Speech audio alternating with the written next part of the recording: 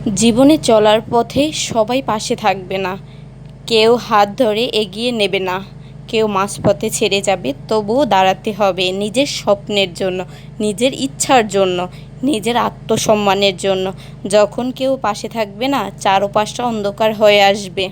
তখন নিজেই নিজের আলো হও, ভেতরের কষ্টকে শক্তিতে পরিণত করো। মনে রেখো, তোমার ভেঙে পড়া মানে তোমার হার নয়, তোমার উঠে দাঁড়ানো মানে তোমার নতুন শুরু।